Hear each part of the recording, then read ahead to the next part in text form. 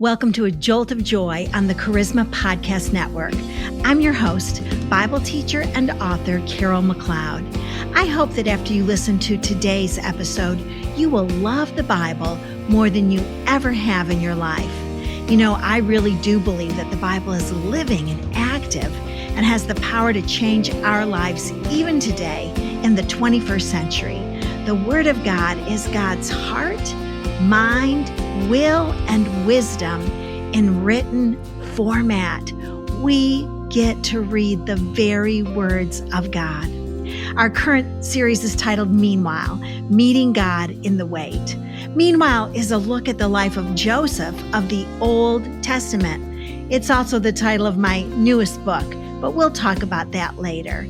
I've told you this before, but Joseph is my favorite Old Testament character. Some people love Ruth or Esther, David, Abraham. I like those people, but I love Joseph. I love him because he was a man of honor and integrity and stood firmly for God no matter what happened in his life. Today's episode is number 5 in the series, so let's dig in and get started.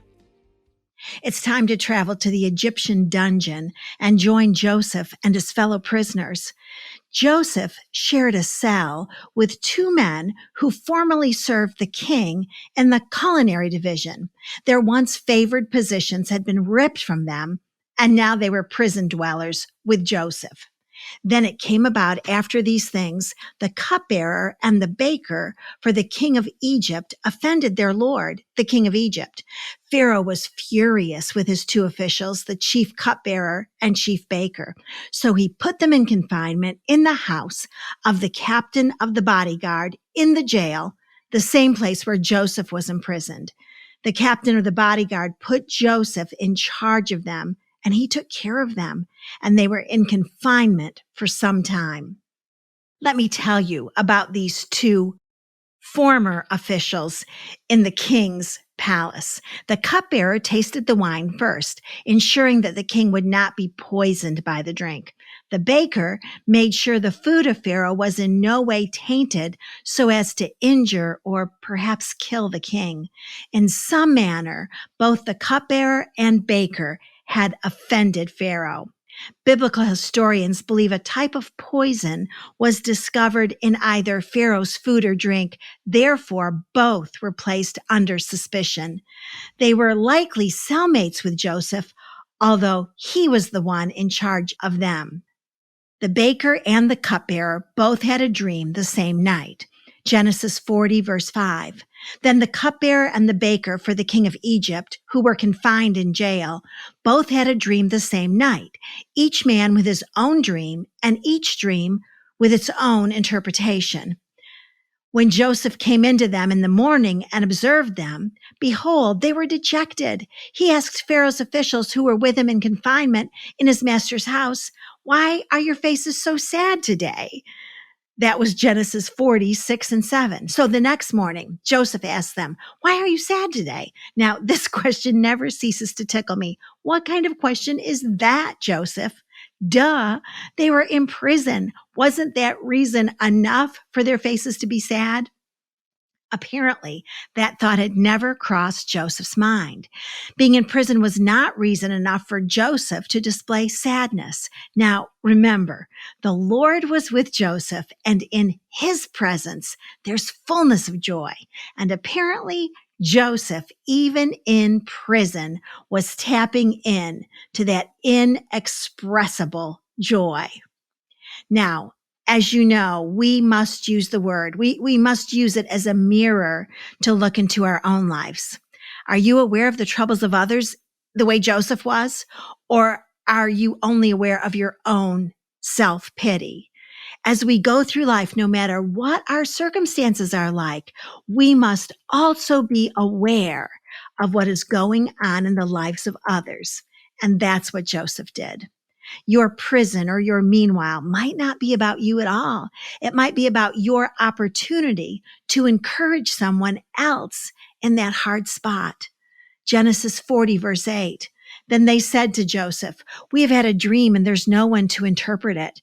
Then Joseph said to them, "Does not interpretation belong to God? Tell it to me, please." They didn't know the interpretation of their dreams, and Joseph assured them, "God will interpret your dreams." So how again did Joseph spend his meanwhile? By encouraging others and by using his God-given gifts to bring hope to others. He didn't waste his meanwhile, but he turned it into a ministry. What you do during the days of your meanwhile matters. It matters very much. Ask somebody else how they're doing, like Joseph did. Take every opportunity to talk about the Lord, just like Joseph did. Genesis chapter 40, verses 9 through 11. So the chief cupbearer told his dream to Joseph and said to him, "In my dream, behold, there was a vine in front of me, and on the vine were 3 branches. And as it was budding, its blossoms came out, and its clusters produced ripe grapes. Now Pharaoh's cup was in my hand, so I took the grapes and squeezed them into Pharaoh's cup, and I put the cup into Pharaoh's hand." So the cupbearer had seen a vine in his dream, and there were 3 branches on the vine. The branches produced buds. They grew into blossoms and then into grapes. And in his dream, the cupbearer was holding Pharaoh's cup. He took the grapes, squeezed them into the cup, and then handed the cup to Pharaoh, the king. Genesis 40, verses 12 through 14. And then Joseph said to him, "This is the interpretation of your dream. The 3 branches are 3 days, and within 3 more days, Pharaoh will lift up your head and restore you to your office, and you will put Pharaoh's cup into his hand according to your former custom when you were his cupbearer. Only keep me in mind when it goes well with you, and please do me a kindness by mentioning me to Pharaoh and get me out of this house." So Joseph interpreted the dream. Well, God interpreted it through Joseph. And Joseph said the 3 branches represent 3 days. And within 3 days, Pharaoh will restore you, the cupbearer, to your office and will lift up your head. And Joseph said, "Please remember me. Put in a good word for me." Now, this was a valid and humble request, so understandable. Genesis chapter 40, verse 15, Joseph continued, "For I was in fact kidnapped from the land of the Hebrews, and even here I have done nothing that they should have put me into the dungeon." Now, this is the first time we hear Joseph's side of the story. Doesn't your heart just go out to Joseph? Don't you feel a dose of compassion for this young man and his tattered life? I have to remind myself that God's ways are so much higher than my ways. And although I would have instantly released Joseph from prison, God had a higher, better plan for this young man that we have all fallen in love with. Then, because Joseph did such a wonderful job interpreting the cupbearer's dream, the baker then wanted his dream interpreted. He liked what Joseph had said to the cupbearer. Genesis 40, verses 16 and 17. When the chief baker saw that he had interpreted favorably, he said to Joseph, "I also saw in my dream, and behold, there were 3 baskets of white bread on my head. And in the top basket, there were some of all sorts of baked food for Pharaoh, and the birds were eating them out of the basket on my head." So as you know now, but let me just reiterate, in the baker's dream, there were 3 baskets of white bread on his head. And in the top basket, there were all sorts of pastries for Pharaoh, and the birds were eating out of the baskets on his head. Genesis 40, verses 18 through 19. Then Joseph answered and said, "This is its interpretation. The 3 baskets are 3 days. Within 3 more days, Pharaoh will lift up your head from you and will hang you on a tree, and the birds will eat your flesh off you." Oh, can you imagine having to say these words to a man whom you knew well, someone who had been under your charge? I can't help but think that Joseph looked the baker compassionately in his eyes and quietly told him the 3 baskets represent 3 days. Joseph had to inform this man, who I imagine had become more than a cellmate, that within 3 days Pharaoh would hang him and the birds would eat his flesh. Genesis 40, 20 through 22. Thus it came about on the third day, which was Pharaoh's birthday, that he made a feast for all his servants, and he lifted up the head of the chief cupbearer and the head of the chief baker among his servants. He restored the chief cupbearer to his office, and he put the cup into Pharaoh's hand, but he hanged the chief baker just as Joseph had interpreted to them. So in 3 days, sure enough, the cupbearer was restored to a position of prominence, and the chief baker was hanged on a tree. Joseph 40, verse 23. Yet the chief cupbearer did not remember Joseph, but forgot him. That verse is nearly too painful to read, isn't it? We have fallen in love with the young man who was favored by his father, bullied by his brothers, sold into slavery, lost an unprovoked sexual harassment case, and now was forced to spend even more time in prison.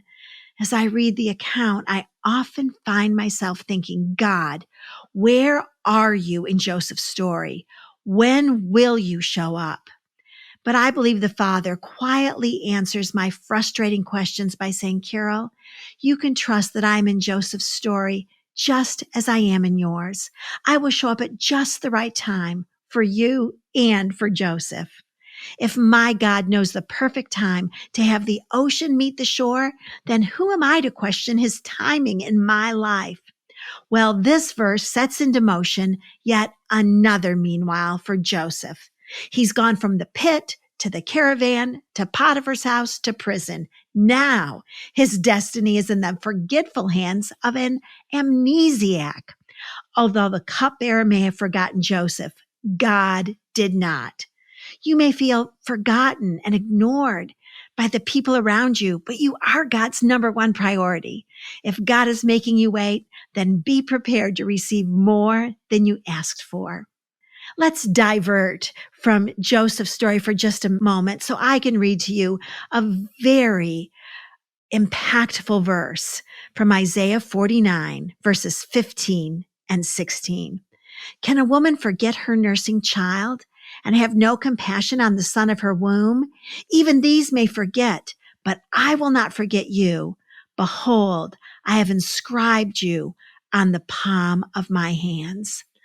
I believe that Joseph's life was not in the hands of an amnesiac, but in the hands of God. He was not forgotten. God was not done with Joseph's story, and he's not done with your story yet either. Genesis 41, verses 1 through 8. Now, this is a long portion I'm going to read to you, but hang in there. You can do it. Now it happened at the end of 2 full years that Pharaoh had a dream, and behold, he was standing by the Nile.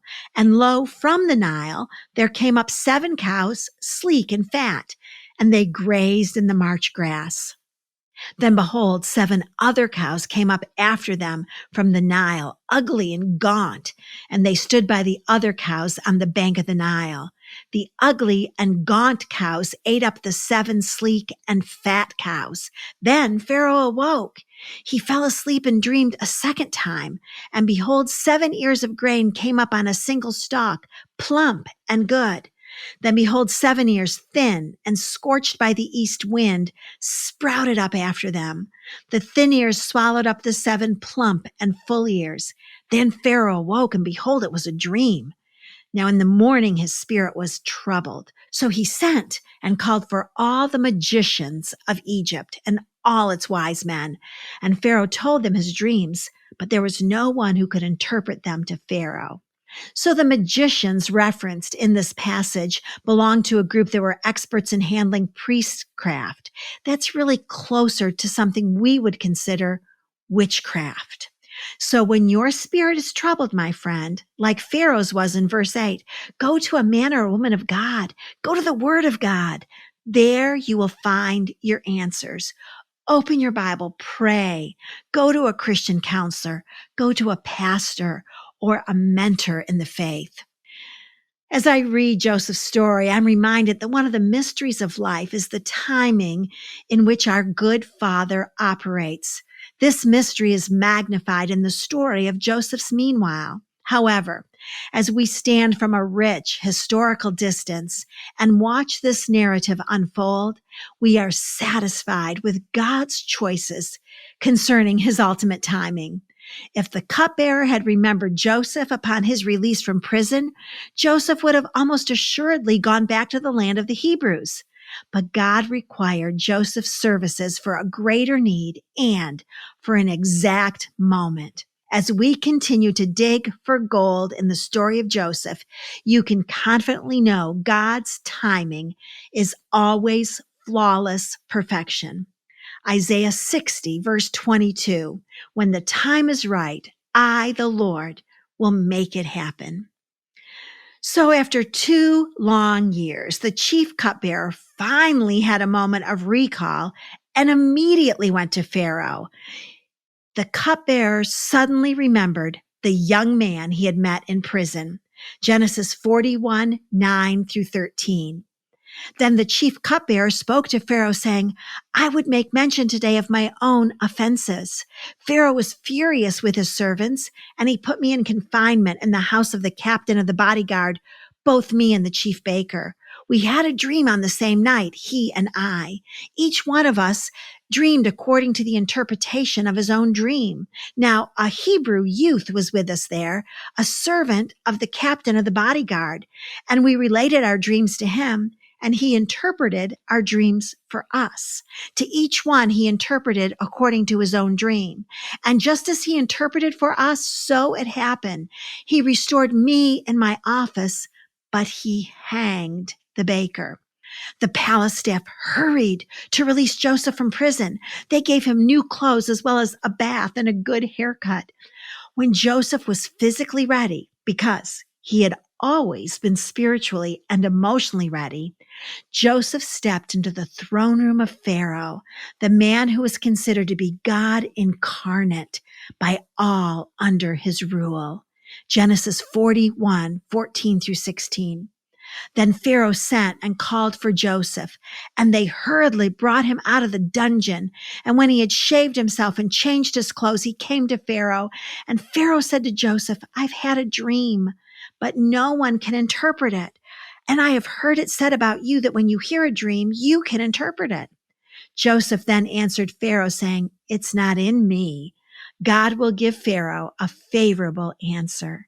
Do you hear the words of Joseph? It is not in me. God will give Pharaoh a favorable answer. At once, Joseph is both humble and bold with one statement. Joseph said, Hey, let's get this straight from the very beginning. I am a man of God who listens to God. There was zero pride in Joseph. Time in the meanwhile of life takes away all of your pride, doesn't it? I have found that is one of the things that time spent in the meanwhile of life has done for me. It's matured me, strengthened me, humbled me, refined me, changed me. When a man or a woman spends time in the meanwhile, somehow all that really matters now is that God is honored in one's life. So Joseph told Pharaoh, I can give you a favorable answer. This phrase, favorable answer, actually was the word shalom, which is Hebrew for the word peace. Joseph knew that the Lord was about to use him as an agent of peace. Now, in all situations, Joseph's role is our role. Remember, we are Joseph in the story, and our life should provide a peaceful demonstration of the character of God. When one of God's children arrives on the scene, the atmosphere should automatically be charged with serenity. So, Pharaoh tells Joseph his dreams. Can you picture it? Let's picture it. Pharaoh is in the throne room, pacing, upset, troubled in his spirit. He's the victim of a horrible nightmare that's been haunting him day and night. And Joseph stood there quietly, listening, praying intently. Perhaps Joseph was to the side of the room. And after Pharaoh had recounted his dream, this is what Pharaoh then said. Then I told it to the magicians, but there was no one who could explain it to me.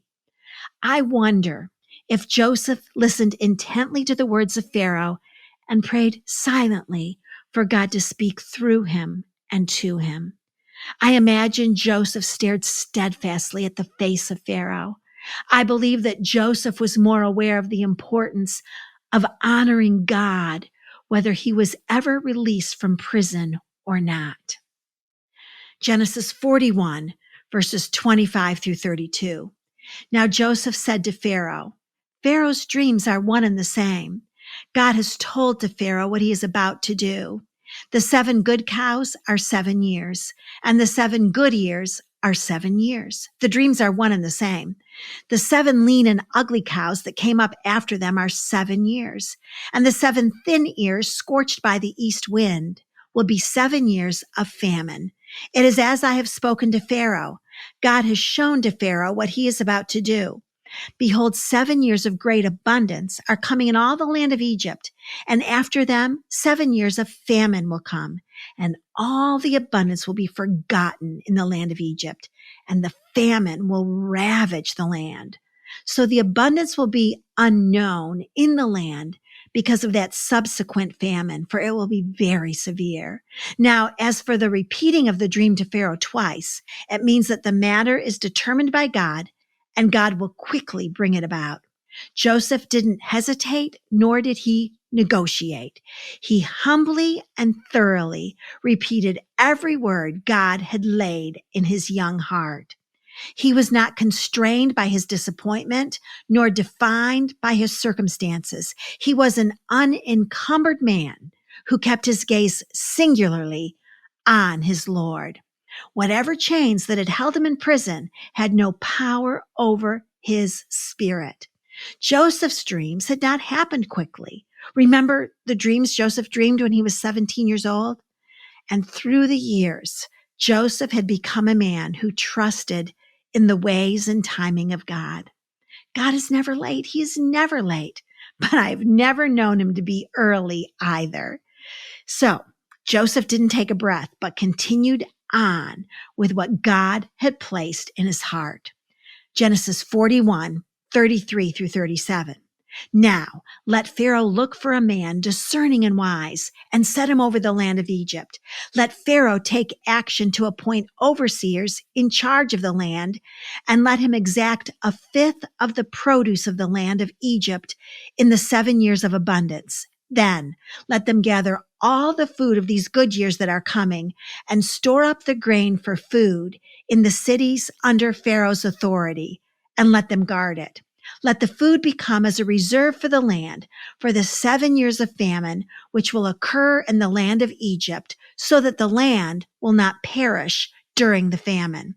Now the proposal seemed good to Pharaoh and to all his servants. Can't you picture it? They're on the throne, nodding their heads, stroking their chins, saying, yes, yes, this is good, this is good.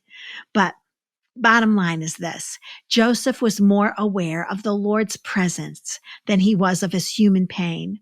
Joseph was more aware of the Lord's presence than he was of the intimidating human ruler in the room.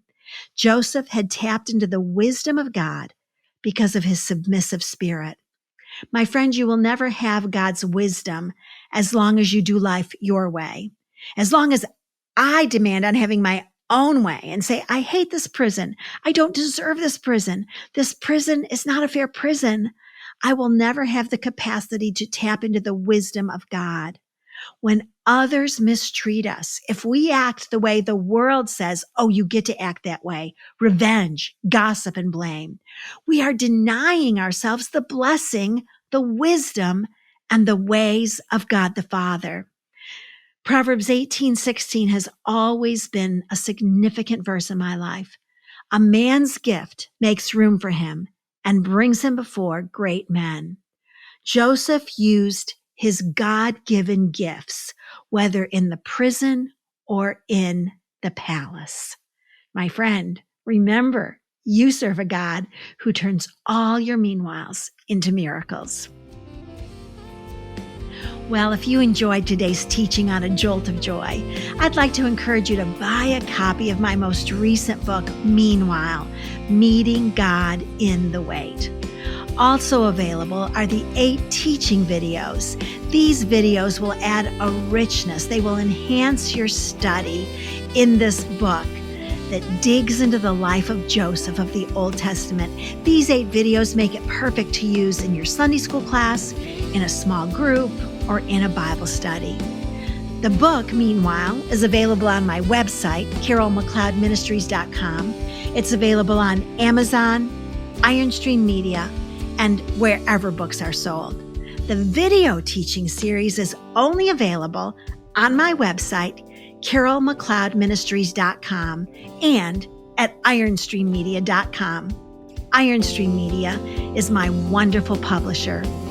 I'd love to hear from you, so feel free to email me at carolmcleodministries.com. We love to pray for everyone who connects with us, so be sure and send me your prayer request. I want to remind you today that when you choose Jesus, you're choosing joy. His will for your life is an inexpressible and relentless joy. Don't ever doubt it. And as always, today and every day, I dare you to choose joy.